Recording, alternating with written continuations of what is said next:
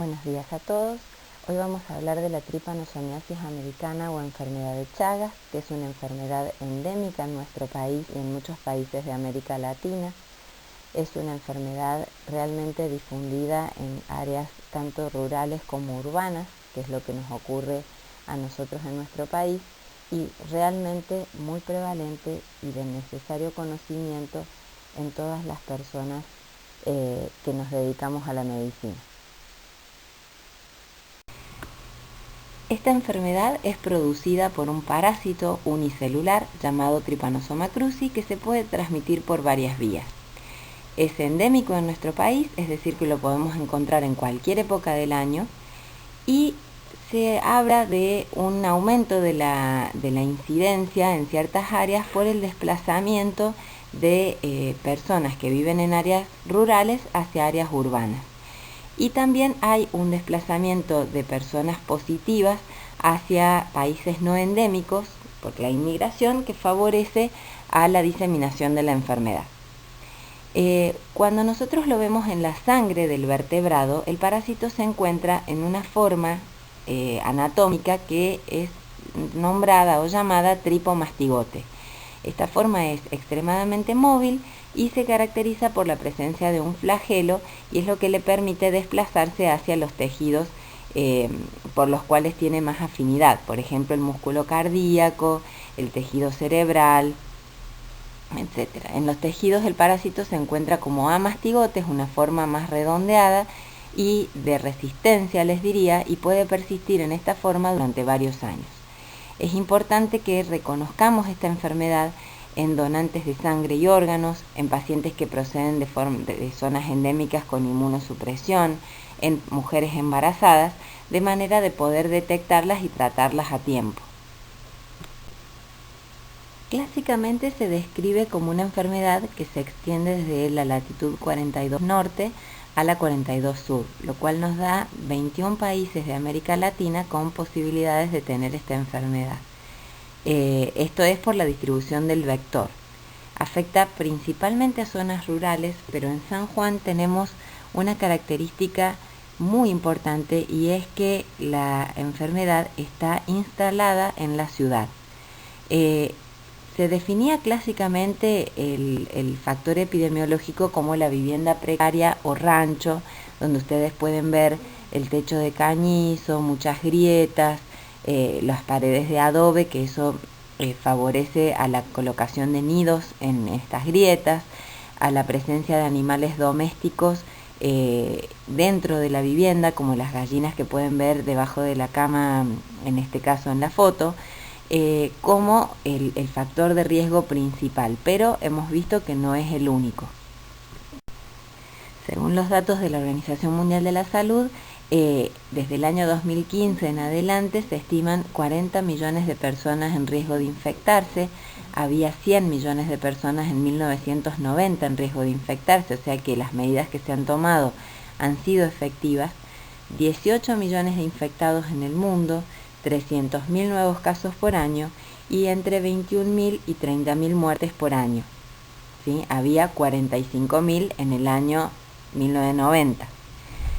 Con lo cual, o sea, ustedes pueden ver que las acciones que se van realizando tienen algún efecto, pero que falta llegar a erradicar la enfermedad. En cuanto a los vectores, les contaba que son especies hematófagas de la familia Reduvidae, chinches de trompa cónica, que hay varias especies principales, el triatoma, Rhodnius, Pastrongylus, pero las principales en nuestros países vecinos y en Argentina son los triatomas, ¿sí? Estas vinchucas tienen la característica de alimentarse de sangre de los vertebrados, pueden ser seres humanos o animales domésticos que viven con el humano, es decir, las gallinas, los perros, los gatos, pero también en animales silvestres como las palomas que viven cerca del hombre y, por ejemplo, era muy conocido antes el uso de palomares para crianza de palomas para alimentación de las personas, y también ese era un foco de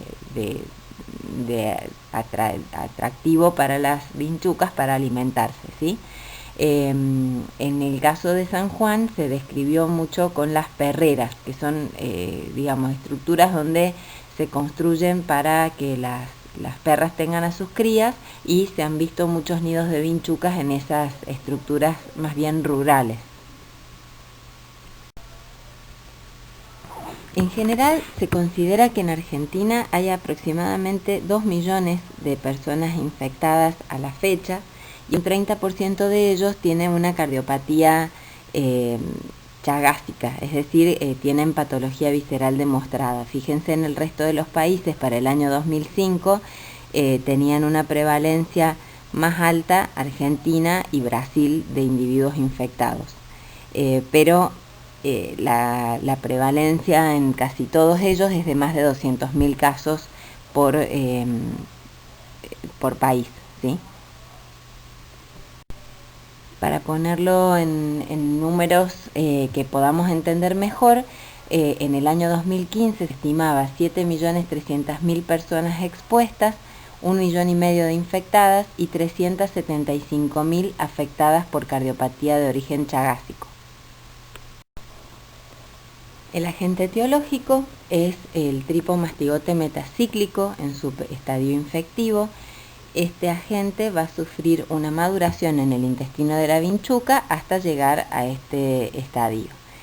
Como les contaba antes, el tripomastigote ingresa al cuerpo humano a través de la picadura del vector y va a tener afinidad por células, por ejemplo, del músculo estriado cardíaco, por células del sistema nervioso central, y eso es lo que va a definir finalmente la patogenia de la enfermedad.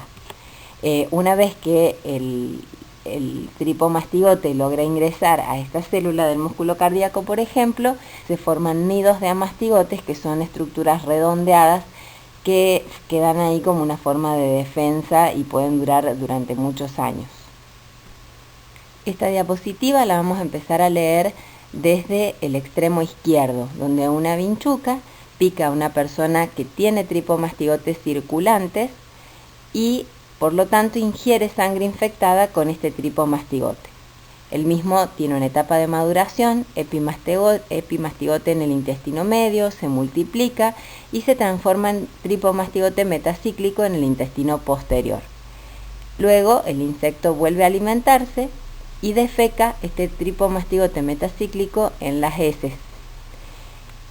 De ese triatominio pasan los parásitos a la circulación sanguínea a través del sitio de la picadura o mucosas como la conjuntiva.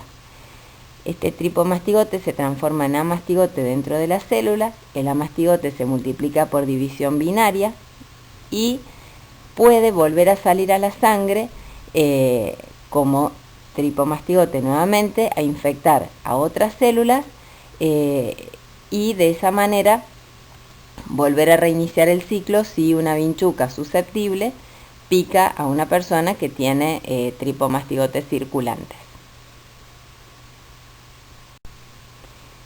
Con lo cual, y con todo lo que ya aprendimos respecto de dónde se encuentran estos vectores, cuál es el nombre del parásito que produce el Chagas y en qué lugares podemos encontrar casos, hablamos de las vías de transmisión, que pueden ser vectorial, todo lo que hemos explicado recién, a través de la picadura del Triatoma infestans. El mayor riesgo estaría en los menores de 10 años, y cuando ocurren casos de niños menores de 10 años con enfermedad aguda, uno sabe que o fue una transmisión vertical o fue picadura de triatominios. Y las vías no vectoriales, que no deben ser menores, nosotros para el conocimiento y debemos estar atentos a ellas, son, como les decía, la vertical. Por eso hay una ley en Argentina que obliga a que todas las mujeres embarazadas se hagan el test de Chagas por lo menos una vez en el embarazo, las transfusiones de sangre, los trasplantes de órganos, y hay otras vías menos habituales como pueden ser la ingesta del parásito, si por ejemplo quedó comida arriba de la mesa y la vinchuca defecó en esa comida, o, por ejemplo, accidentes de laboratorio en lugares donde se investiga tratamientos o se hacen estudios de laboratorio con Trypanosoma cruzi. Esta sería la primera parte, espero que les haya servido y pasamos después a la parte clínica, digamos, de la enfermedad de Chagas.